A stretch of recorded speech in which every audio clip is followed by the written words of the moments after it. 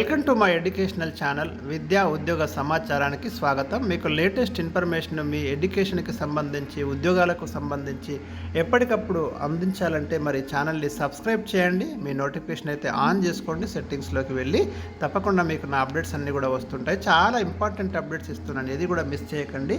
అదేవిధంగా daily 10 important general knowledge questions కూడా మరి అప్లోడ్ చేయడం జరుగుతుంది. అవి చాలా ఇంపార్టెంట్, అవి కూడా ఒకసారి చూడండి.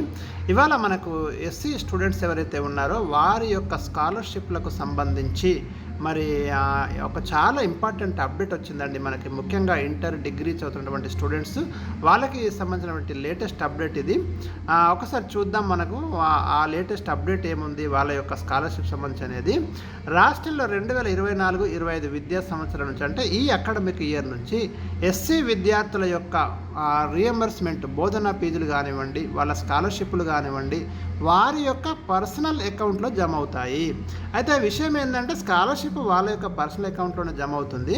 కానీ ఫీ రియంబర్స్మెంట్ అనేది ప్రైవేట్ కాలేజీలో డిగ్రీ ఇంజనీరింగ్ చదువుతున్నారు కదా, వాళ్ళ యొక్క ఫీ రియంబర్స్మెంట్ అనేది మాత్రము యాజమాన్యాల అకౌంట్లో జమ అవుతున్నది, మేనేజ్మెంట్ అకౌంట్లో. ఇక్కడ నుంచి అట్లా కాకుండా స్టూడెంట్స్ యొక్క అకౌంట్లో జమ చేస్తామని రూల్ అయితే మార్చడం జరిగింది ఈ అకాడమిక్ ఇయర్ నుంచి. కాబట్టి మీ యొక్క అకౌంట్లలోనే ఈ ఫీ రియంబర్స్మెంట్ కూడా మీ అకౌంట్లో జమ అవుతుంది.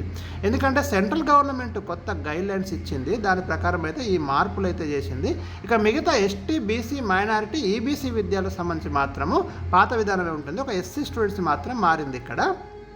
ఎందుకంటే కేంద్ర ప్రభుత్వం 2021 నుంచి ఎస్సీ విద్యార్థుల బోధనా ఫీజులు, ఉపకార వేతనాల రూల్స్ మార్చింది. రాష్ట్ర ప్రభుత్వం ఫస్ట్ 40% నిధులు జమ చేస్తే కేంద్రం 60% ఇస్తుంది. ఈ నిబంధనలకు రాష్ట్రంలోని నాటి ప్రభుత్వం అంగీకరించలేకపోవడం వల్ల దాదాపు మరి 750 కోట్లు లాస్ అయిపోవడం జరిగింది.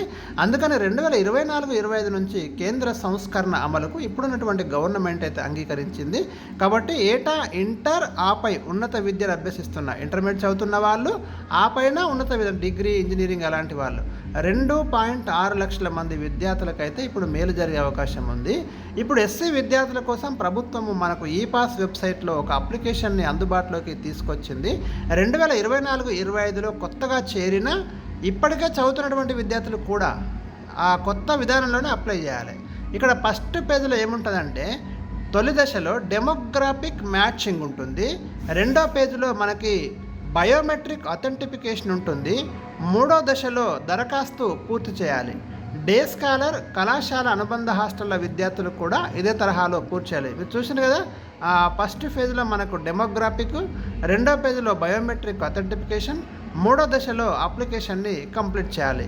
ఫస్ట్ మీరు డెమోగ్రాఫిక్ అథెంటిఫికేషన్ కోసం ఏం చేయాలంటే ఆధార్ కార్డులో ఉన్నటువంటి పేరు, 10th క్లాసులో ఉన్నటువంటి సర్టిఫికెట్లో ఉన్న పేరు కరెక్ట్గా ఉండాలి. 10th హాల్ టికెట్ నెంబర్, పుట్టిన తేదీ, పాస్ అయిన సంవత్సరము, రెగ్యులరా ప్రైవేటా, ఈ వివరాలన్నీ అందులో ఎంట్రీ చేయాలి వెబ్సైట్లో.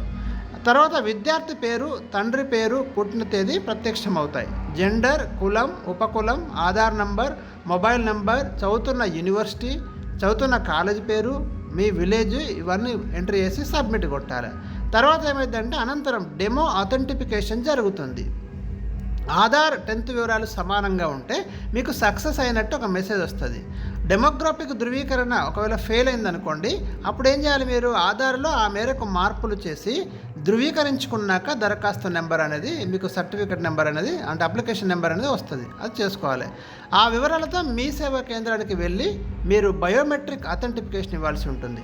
అప్పుడే రెండో దశ దరఖాస్తు పూర్తవుతుంది. బయోమెట్రిక్ అథెంటిఫికేషన్ ఎక్కడ ఇవ్వాలి, మీ సేవా కేంద్రానికి వెళ్ళి ఇవ్వాలి. ఫస్ట్ అయితే అప్లై చేసుకొని, అంటే డెమో అథెంటిఫికేషన్ అయిపోయిన తర్వాత, బయోమెట్రిక్ పూర్తయిన తర్వాత ఇంకా వివరాలు నమోదు చేస్తేనే దరఖాస్తు పూర్తవుతుంది. దీన్ని పరిశీలన కోసం కళాశాలలో అందించాలి.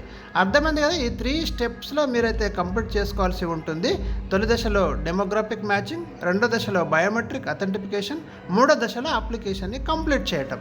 ఇది 2024-25 విద్యా సంవత్సరం నుంచి ప్రతి స్టూడెంట్ స్టూడెంట్ ఎస్సీ స్టూడెంట్స్ ఎవరైతే ఉన్నారో వాళ్ళు మాత్రం ఈ విధానంలోనే అప్లై చేసుకోవాల్సి ఉంటుంది.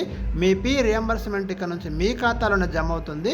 మీరు వాటిని మేనేజ్మెంట్లకు మీకు ఏమైనా ఫీజు అక్కడ పేమెంట్ చేయాల్సి ఉంటుంది, అందులోకి వెళ్ళి మీరే పేమెంట్ చేసుకోవాల్సి ఉంటుంది. ఇంతకుముందులాగా యాజమాన్యాల అకౌంట్లో మాత్రం వేయడం లేదు.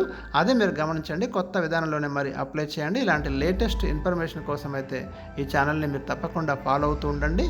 మరి ఏ డౌట్ ఉన్నా కూడా మీరు కామెంట్ సెక్షన్లో పెట్టండి.